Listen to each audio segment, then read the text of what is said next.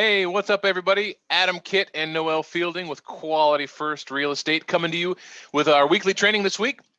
Super excited to be with you today. Good morning, folks. How's everybody doing? Absolutely.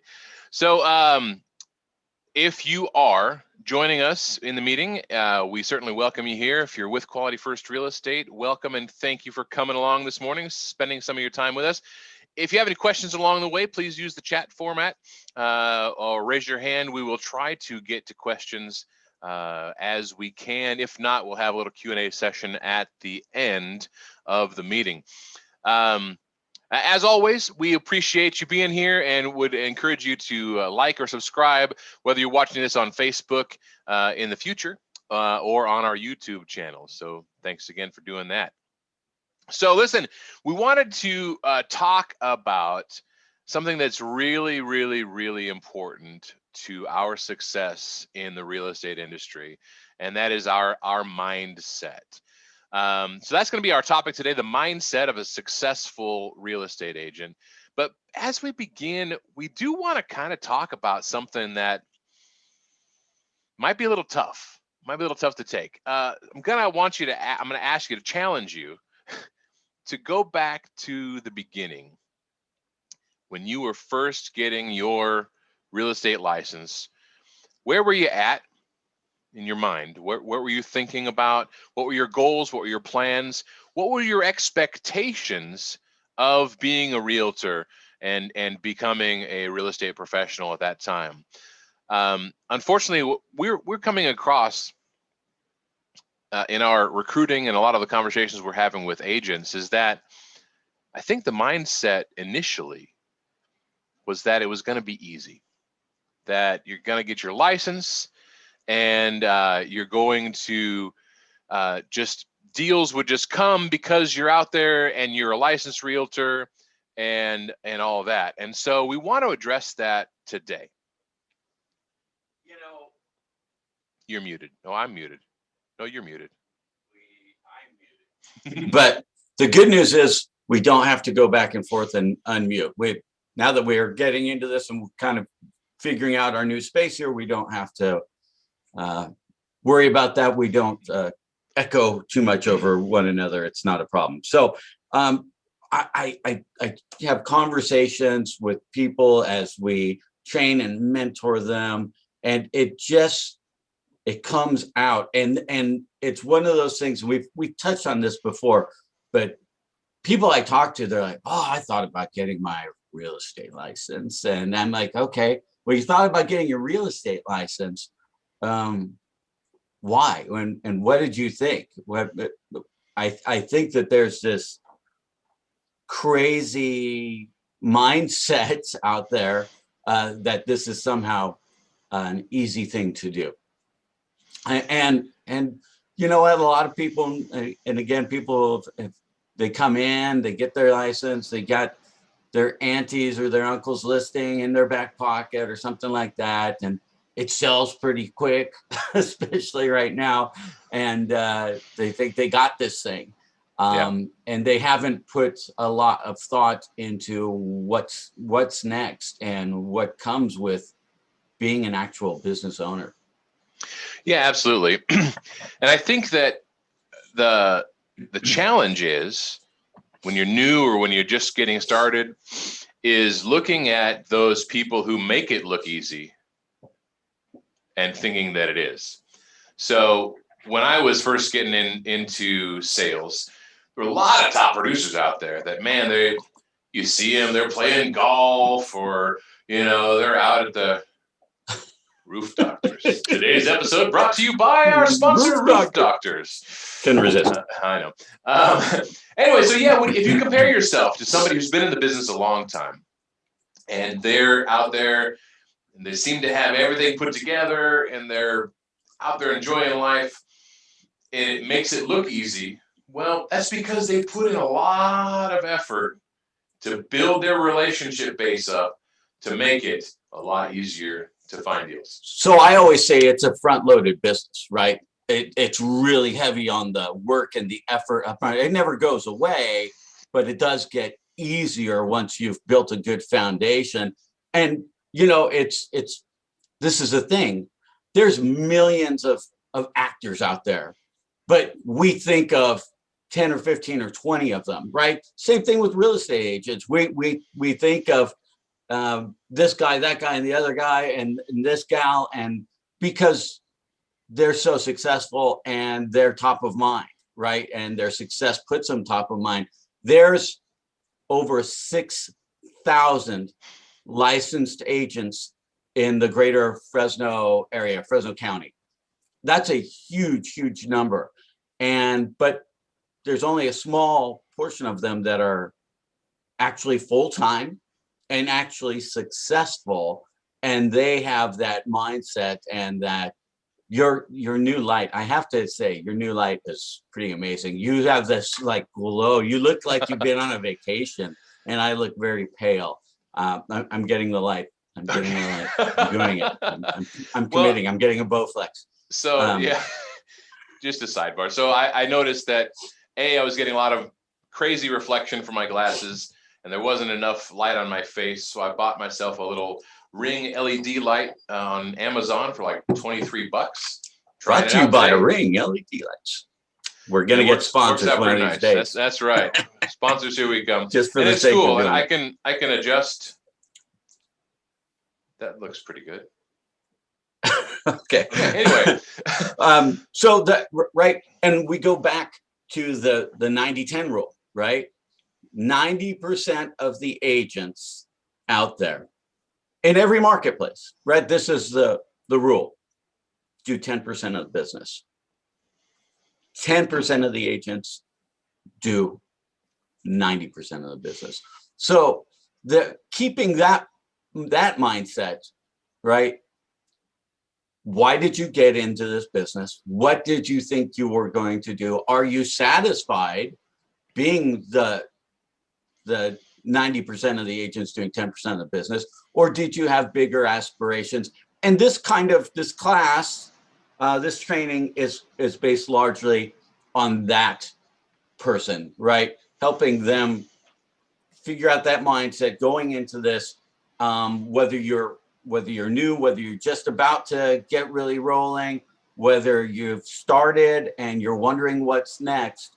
This is the mindset that's going to help you be successful going forward. Absolutely. So some of the big rock items, and we'll go over why I say big rocks in another training. Number one, you are a business owner. You are a self-employed, contracted employee, but you are a business owner. You are the CEO, the buck stops here person of your own business. And so what does that mean? Well, I can tell you it means that there's no paycheck every 2 weeks. That's not happening. You're going, if you walk into this with a listing in your pocket and you happen to sell it in day one, which is possible right now, you're probably looking at least 30 days from inception to getting paid. And reality is that's probably not everybody. So if you're coming into this or thinking about it, you can probably think that you're going to be 30, 60, 90 days away from starting to see any type of dough, you know? Yeah. So it's a real thing. So how's your business going to be successful? You need to, just like when we leased this office, we had to make sure we had tons and tons of money set aside for the ramp up period, right? Exactly. So as a business owner, what should your mindset be? What should you be thinking about? What action should you be doing? What habits should you be forming? And what are the things you're going to need to do to make sure that you can have a successful business? In this business, you wear many hats. I wear many hats. I like hats a lot. Yeah, you do. But listen, there's marketing, there's advertising, there's sales, bookkeeping, appointment setter, and the list goes on and on and on and on and on. And sometimes it can be massively overwhelming to feel like you have to be an expert in all of those. And sometimes it is. The true fact is, you don't have to be an expert because there's help, right? Part of the reason you join a successful brokerage or you join a team is that you can take advantage of more resources at your fingertips to make that job a little easier. But for us, our personalities, we thrive in this environment. I personally do not do well on an hourly wage type position, or in a position where I have a box that I have to fit in to accomplish the same tasks over and over and over and over again. So, and I think it's really important that anybody takes a minute, does a little bit of a self-assessment, right? And figures out who they are, because it feeds my many beasts, right? I've got an art background. I love graphic design. I do my own postcards. You love the tech part, and we do our own websites and our own digital marketing, and all these things are absolutely fundamentally a day-to-day function. If you can't do that, or you're unwilling to learn, right, some of these things, how to navigate the technical side of that, digital marketing, advertising, all these things that are part of this, then you're going to end up buying it from someone else if you're going to be successful. So now you've created yet another expense. And we all know that agents that get into this business, every son of a gun with a hand has got it in your pocket waiting for you to buy whatever widget they're selling. And you can't live without it. And they all sound great. And absolutely, some of them are cool, and a lot of them are a waste of time and money. And then you're going down all the wrong paths, learning how to use stuff that's never going to work for you in the first place. Man, boy, get a mentor, get a person that's able to tell you the straight stuff and get you on track and keep you on track, Absolutely. So we have all these hats we get to wear. At the end of the day, though, it's really important for us to kind of cut through the weeds and the chaos and identify what our real job is. Okay. If I was going to sum up what our job is as real estate professionals, is relationship building. Right. Period. And I asked this question to, again, people we're training and mentoring all the time, and in a classroom setting, and hands go up, and it's, I sell houses. And really? That's amazing. Because outside of a listing, right, where you're doing some actual marketing, advertising, promoting that home, I think when I think of sales, and we've talked about this, when I think of sales, I think of the act of convincing someone to do something. And I've never done that. We're here to navigate that process and help them successfully get through a very expensive transaction, arguably the most expensive thing you'll ever buy. Correct. And make sure that you're not buying a piece of junk. So you're right. I say we're in this to find clients to help, right? Absolutely. And I would think of it from a slightly more organic position, is that we find clients by building relationships. Right. Absolutely. Right? That's the foundation. And so just to be devil's advocate, I think the only aspect of our business where we need to polish our sales sword, so to speak, is when we are on for instance, on a listing appointment where the clients are maybe interviewing several agents, right? But I'm not trying to talk them into anything other than pick me, right? So that's where we need to have a decent amount of sales knowledge and how to navigate those conversations and doing a good listing presentation and all those kind of things. But we digress. So now we've identified kind of our real job, relationship building. All right, we want to give you like 4 basic tasks or goals or things you can do to really get you started and get you going to simplify your business and to provide you some success. All right. Number 1, create a goal that every day you're working, your one goal is to set 1 appointment. Okay. If you make that your goal, whether or not you achieve it, you know that you're going to be doing the actions necessary to try to get that done, and you will get results. The mindset should be, what am I going to do today to set an appointment, right? So what's the highest and best use of your time, right? And that's really going to really narrow down a lot of the stress and the distractions and things like that.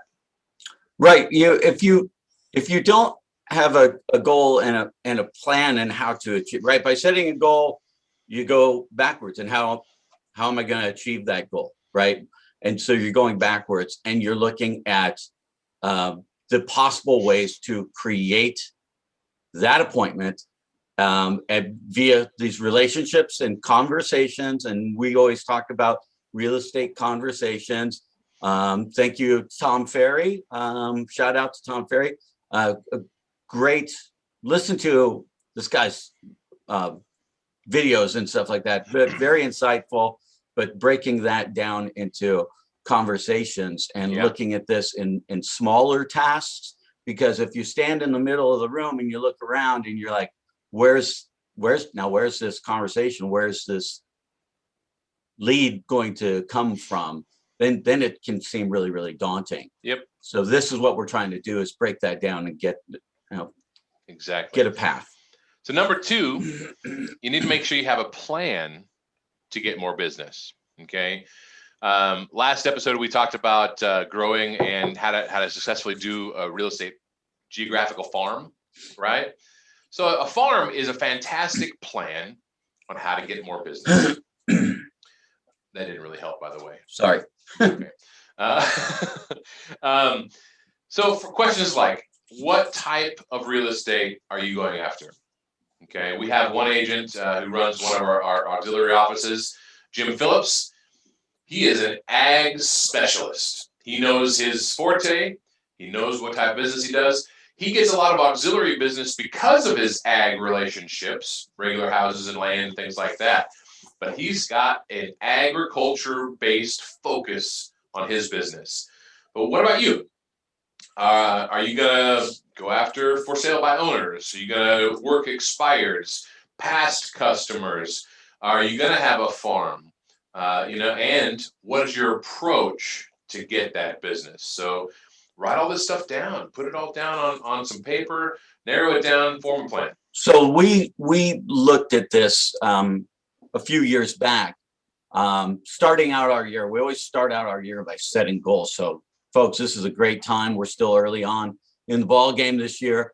If you haven't set some goals, do it and start doing the math. And I want to do this many dollars in business, and okay, that means I need to do this many deals based on averages. That means I need to have this many conversations. So where are these conversations going to come from? And it's really neat. I go back into the door knocking thing a lot, because if I go knock on 50 doors, I can guarantee I'm going to have my conversations, probably enough for the whole week if I go at a sweet time. But otherwise, building your sphere, going out and building your sphere, making sure you're taking advantage of things that your office is doing, floor time. If you've got that, we've got the diverter phone on the weekend, man, volunteer for that stuff and get yourself some free conversation, some low-lying fruit. That's what. Absolutely. So number one, create a goal to set an appointment every day. Number two is have a plan to get more business. Number three, now that you've got a focus, now that you're going to start having real estate conversations, doing some role playing, having some scripts, having a presentation plan for when you get to speak to a listing client. You practice these things. Find somebody you're comfortable talking with. Go back and forth. Do some role playing. It is a highly encouraged and hugely successful tool, so that when you get those oddball questions, you're prepared to give an answer, and the right answer, and to steer that conversation the right way. And this goes into the how to eat an elephant category, one bite at a time, right? Again, that idea of how daunting it is.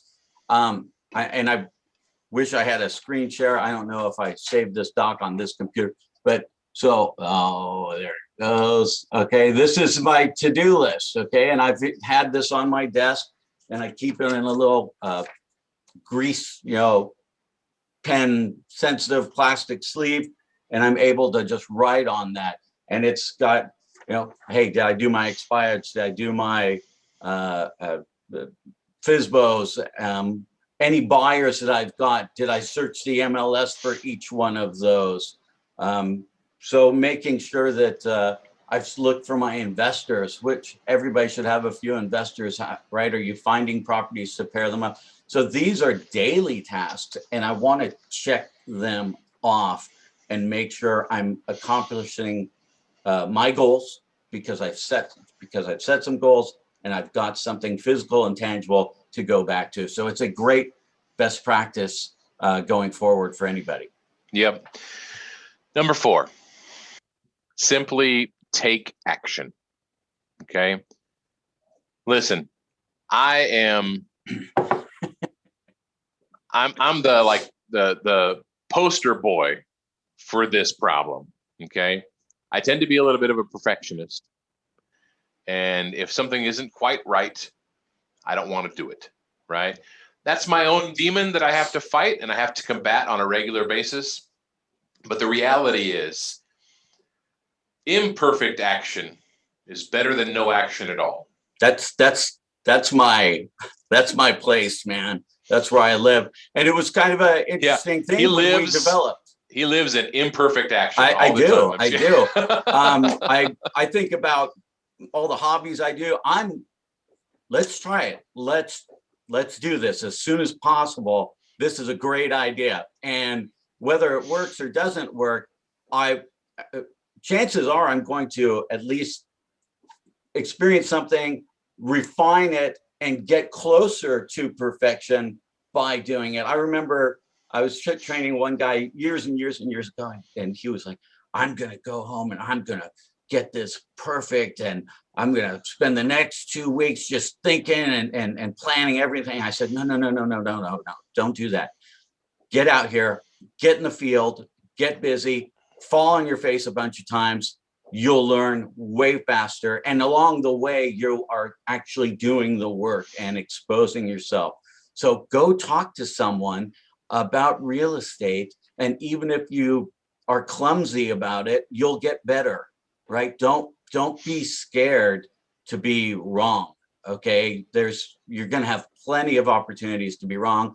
Yep. And plenty of opportunities to be right if you get doing and take imperfect action. Well, it reminds me of NBA players, right? It's a perfect example. NBA players or professional golfers, maybe.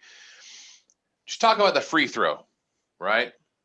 Michael Jordan probably did 1 million free throws leading up to him being a pro player, right? Do you know how many he misses? Yeah. They miss a lot, right? Yeah, he's got a whole slogan about that. You know, everyone thinks about my winning shots, but how many times did I miss? Yeah, and it's true. And again, one of the oldest things ever, practice makes perfect. Well, maybe not perfect, but practice makes better. That's for gosh darn sure. I know when I golf, the more frequently I golf, the better my game gets. I escalate, I progress, I get a little bit better every time until I go back and take 6 months off, and then I go right back to the beginning. But it is a Yeah. true story, and it is a good example. Your singing's gotten better and better and better over the years, right? Yeah, absolutely. And it's only because of constant use and trying to get better, right? So have conversations, talk to people. I listen for opportunities. We wear our badges. We do need badges. Yep. We need thinking badges. Stinking badges. Absolutely. So let's talk about conversations, Noel. Yeah. So where do we get them? Where do we find our conversations? And again, I digress. I'm going back to door knocking. I can guarantee I'm going to have a bunch of conversations when I do that. So that's a critical way to do that. Reaching out, I every spring I like to go through kind of my contact list, and I'm sending them a text. I'm like, man, I know I haven't talked to you in a little bit, but I'm trying to hit it, and it's that time of year. Do you know anybody that's ready to sell a house or buy a house, and create conversations? And a lot of them will say, man, nice to hear from you. No, I don't got nothing for you. It's okay. At least everyone remembers I'm what business I'm in, and there's no downside to that. Other opportunities are again, if you have an opportunity to be on an open house, and I know open houses are a funky thing right now, but it is a great opportunity to create conversations with people, and would you get that their data right, and get their permission to follow up with them and have that conversation about what they liked and what they didn't like about that house. These are great ways to create conversations. And remember, set your goal. I need to have so many conversations. Where are they going to come from? Write down these. This is what I was saying with years ago. Where do my leads come from? And identifying those sources is going to be critical to you. So folks, do that. Make an exercise today. Where do clients come from? Where do I find them? And if you don't have any clients and you don't have that experience, then get to that mentor or shoot us an email, and let's talk about that list and find out where they're coming from, so you know how to go to the pool and find those conversations, because that's going to be critical. Absolutely. So when we talk about conversations, I ran across this really interesting chart that I want to share with everybody here. So check this out. You guys seeing that? This is amazing. This is so great. Do you see the chart? Yeah, yeah, absolutely. So this chart here, as you can read, it says why agents fail to succeed. All right. 48% of salespeople never follow up with a prospect. And Adam, this goes right into my saying, leads are no good. Leads are terrible. There's no such thing as a bad lead, people. Okay. But if it's not producing, chances are you didn't follow up. At least once. Yeah. 52% of the people who did follow up with a prospect, 25% of those never make a second contact, or they make a second contact and stop, right? So 25% of salespeople might reach out to them twice and then they stop, right? 12% of salespeople only make 3 contacts and then they stop. So they give up after 3 tries, okay? Only 10% of salespeople make more than 3 contacts. We go back to the 90-10 thing Noel was talking about. 2% of sales, only 2% are made on the first contact. That leaves 98%, folks. 3%, so only 1 more percent, are made on the second contact. 5% on the third, okay? So for a vast majority of agents out there, we have 5% of the deals happening. Probably a good reason why so many people are failing. They're giving up too early. So, Let's move on. how do we put this into a functional work model to, again, we talk about goals and plans, right? I'm really into making sure I'm checking the boxes off, right? So I had this years ago when I was in the mortgage industry, and I was a top producer, and I stayed with it right until the crash. So yeah, if you're wondering why I'm in real estate, has nothing to do with my lack of success in mortgage. We were very, very successful, and I would put down my prospects. I had a chart, and I had, have I talked to them? What days have I called? What times have I called? And if I had a conversation, I checked it off. And so, folks, if you've got a list of buyers, a pool of buyers, a pool of potential sellers, you ought to have a list, a checklist, and make sure that you're contacting them 8 times is your goal. If you've contacted them 8 times, well, then contact them 9. But if you've contacted them 8 times, you're doing the right thing. And chances are, based on this, you're going to be getting big numbers by the time you've gone to the 4th, 5th, 6th. And if you get to 12, you're nailing it. Absolutely. Nailing it. 80% of sales are made between the 5th and 12th contact, right? So if we understand and know that it's going to take a lot of effort per contact, per potential lead, then, and we push through, right? That's the big thing. We push through, we will get more success. It's guaranteed.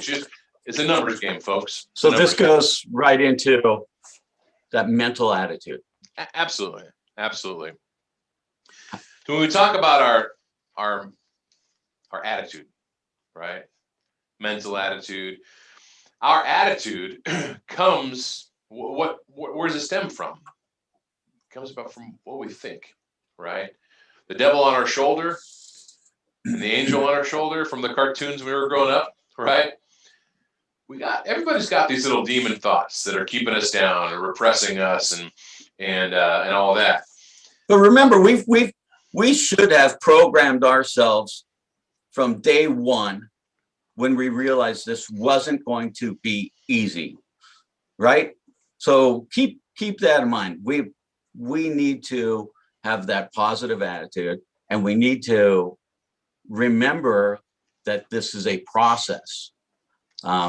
Your farm doesn't produce fruit in one day, right? Clients don't just say yes on the first call.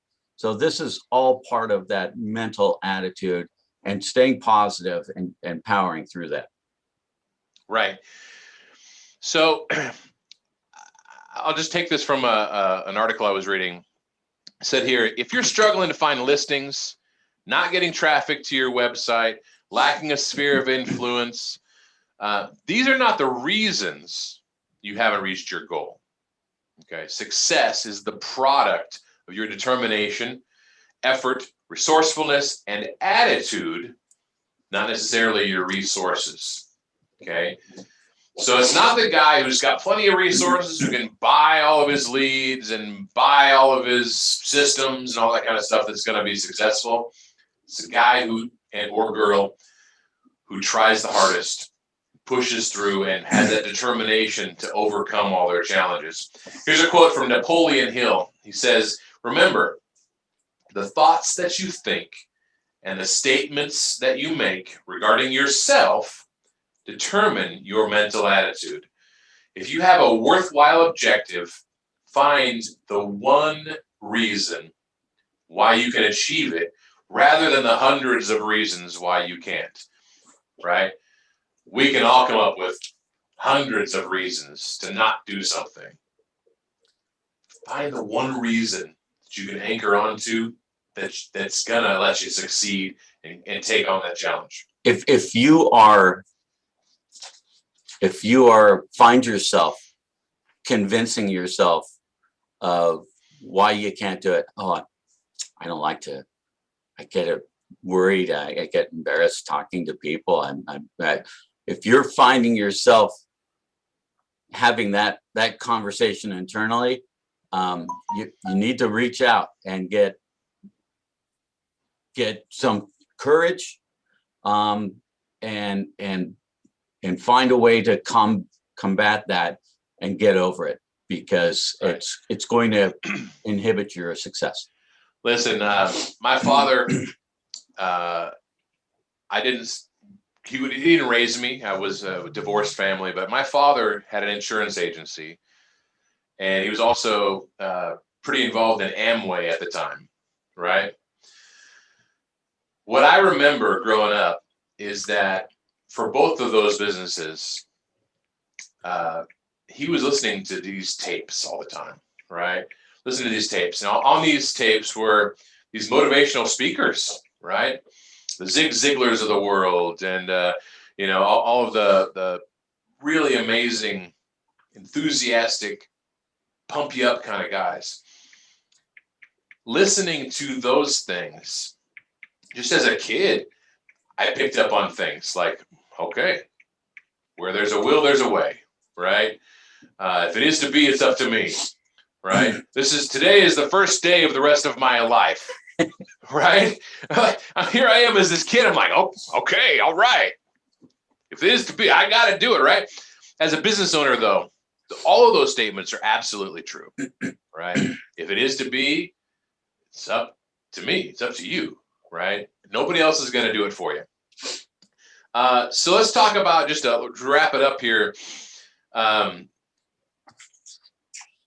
If you find yourself as a new agent or an agent that you're on the verge of really taking to the next level, a lot of times one of the things we run across, the challenges we run across, is lack of resources, whether it's money or sphere of influence or whatever it is, right? So the trick is, if you don't have the resources, be resourceful. Okay, a lot of things we've been trying to teach recently have been ways for you to be resourceful without necessarily breaking the bank. That's why we've encouraged door knocking and having a farm and doing a lot of the things that are a lot less economically impactful, but can be very gratefully impactful on your conversations and client building and relationship building. You can do that for free, easy. Yeah, you've got to put yourself in the line of sight. Okay. If you're sitting back in your cubby and not having conversations and not putting yourself out there and not talking to people and not using your social media, there are so many ways to create these conversations and contacts and leads. But again, the initial contact's one thing, but if you're not having a follow-up, if you're not keeping in touch with them 12 times, right, nothing's going to come of it. So, and listen, there's going to be failure, and that's okay. Adam talked about the guy, the 25. Thanks for the 25, right? Right. Tell them about that. That's a great mentality, right? It is a great mentality. No matter how many prospects it takes for us to get a deal, right? There's always going to be a number. I think it was Zig Ziglar, actually. He made his money in real estate, and he got to the point where he was at a 25% closing ratio on listing appointments, right? So he'd go out on a listing appointment, 1 out of 4 would list with him, which is pretty good. Okay. So he knew that it took 4 opportunities for him to get 1 yes, which means there were 3 no's and 1 yes per 100% of his deals. So every time he got a no, he would say, all right, thanks for the 25. Right. Because you, Mr. No, were 25% of my yes, right? That kept him going forward. It helped him to not get negged out, right? Anytime we have rejection in life, our natural instinct is to kind of recoil. Oh, they didn't like me, kind of the poor, pitiful me thing. And you got to find a way to have that right mindset to get past that. Arnold Schwarzenegger's Encyclopedia of Modern Bodybuilding has a great section about him and his workout partner. Yeah, I co-authored that, by the way. Who I'm, yeah. Good for you. So surrounding yourself with positive people and having that partner was amazing, because he always felt, most of the time we were both up and ready to go and do our thing. But if I was fatigued or or down or whatever, the chances of that person being down too are very unlikely, and was there to support him and bring him up and get him. And, obviously he was a champion bodybuilder for, I don't know, like a dozen years or something. It was incredible. Yeah. And he's had a wonderful life and career as a result of that. So surround yourself with positive people and have the right mental attitude about that failure. I've got one client, and I think we've finally got us a house, a chance. But I had that attitude every time we didn't fall in love with the house. And I said, it's okay. We're one closer to the house, right? So there's a way to think about it. You can go, oh man, not again, but that's, you're gonna have to get past that. And these are great mindsets to get that. Yeah. And what's separating top producers from everybody else? One of the things I always look at is, in this industry, top producers, we're all doing the same type of stuff, right? So how do you separate yourself? And I always think it's what you do different and what you do better, and having that mindset that it's going to be one more call, I'm going to follow up on. Man, when I miss, I get over it, but it's a shame, because I feel like did I go too long between calls? So what's the right amount of time? You want to keep, and I always apologize. I'll say, I'm sorry. I don't mean to be a pest, but I do want to be professional, and I want to keep it top of mind and be there for you. So let me know. Yep. And there's a right way to have those conversations when they've heard from you 8 times. And I think that this attitude is really important. Why agents don't want to do that, I can't tell you how many people I hear. How many times they're going to hear from me this many times, and they're afraid of the negativity that might come with it, that someone's going to be upset with them, right? So figure out a way to have that conversation with them, and just say, listen, this is what I do. I tell them in the very, very beginning, you're going to hear from me on a regular basis. I hope that's okay. Ask for forgiveness and then move forward. Absolutely. So if you're taking notes, we talked about, when you don't have the resources, be resourceful. Okay. The second thing is, hey, are you a problem maker or a problem solver? Right. So problem solver. Yeah. Top performers work through challenges with enthusiasm, right? Honestly, I love solving problems. My brain is always, wow, how do we fix this? That's going to be awesome, right? We're coming up with solutions to things all the time. And that mindset allows me to understand and to kind of see in the future a little bit. And what's the word I'm looking for? Expect, right? Have a level of expectation of what's to come, what's coming at us, so I can be prepared for it way in advance.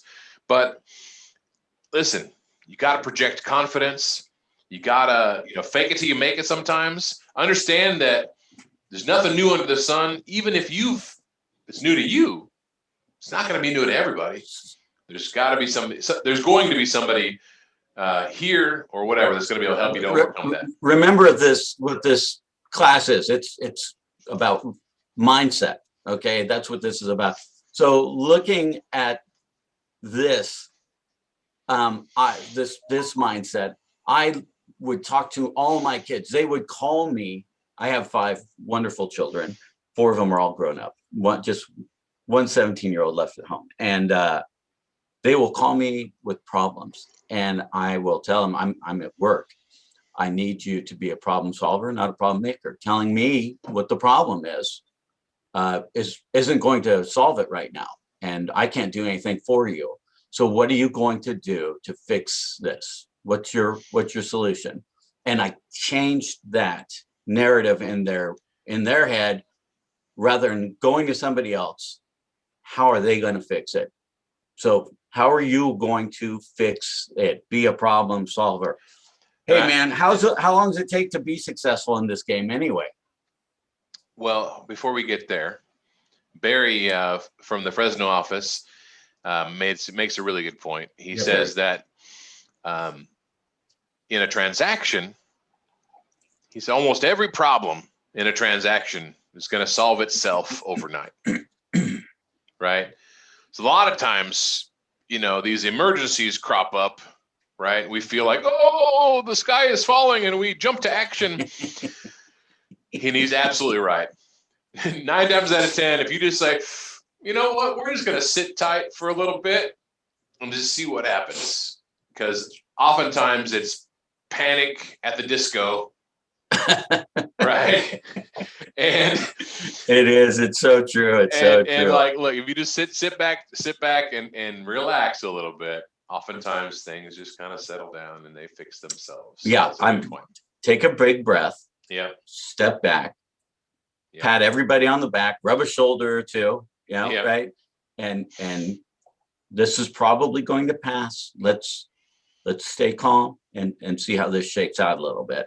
Because people will be concerned about a problem, and then that problem turns out it wasn't that big of a problem anyway. Exactly. And there's a way to solve almost everything. Almost everything. There's been very few issues that have been so cataclysmic we couldn't get. Yeah. Barry says, I promise to tell you when it's time to panic. I love that. Love that, right? Yeah, absolutely. Communicate with your clients for sure. Yep. When you get into that, when those things kind of happen, and that's part of your job, right? Sure. You're ship's counselor. You're Deanna Troy, right? You've got to talk to your people when things get tough and it gets daunting, and they look at paperwork and they're like, "What is all this?" So, by the way, that new software what was it, Glide? Yeah, that was really, really cool. People, we'll be doing a training on that. If you're really struggling with getting SPQ and TDS done with your clients, ask us about Glide. We'll send you a link. It's super, super cool. Yeah. Neat stuff. We'll actually do a video training on that and walk people through it, because there are some things to avoid and some things to do, best practices and things like that. So, but listen, you asked a question a little bit ago. How long does it take to be successful in this business? Was that your question? Yeah. Yep. Well, that's a good question. What's the answer? Well, I think it partially matters how you perceive success. Absolutely. Right. Some people, again, so our letter that we go out with for recruiting is whether you've done this as a part-time side hustle, whether it's a retirement plan, or you want to make $1 million, and be a top producer. We're here to support you in doing that. So each agent is going into this with some idea of what that level of success is. So it's going to vary a little bit from person to person.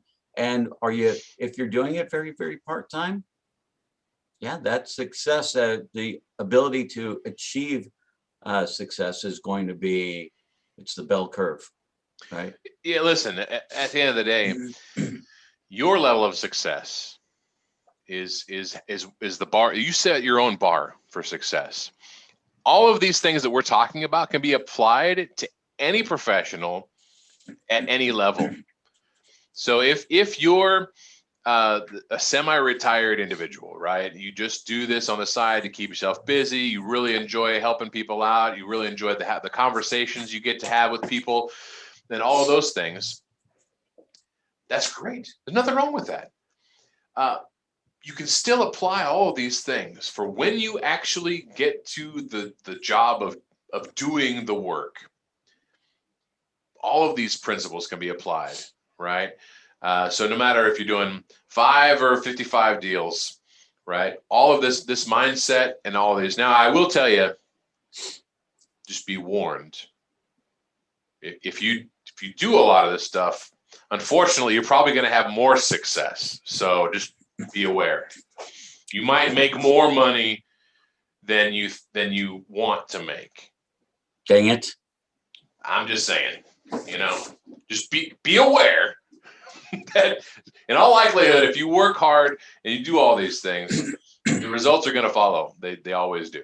Right. So whether you want to be a top producer or not, it's up to you. But these are the mindset and some of the practices that you're going to need to have in order to be successful and sustain it. And that's what's critical. It's one thing to reach the top of the mountain. It's another thing to be able to stay there for a long time.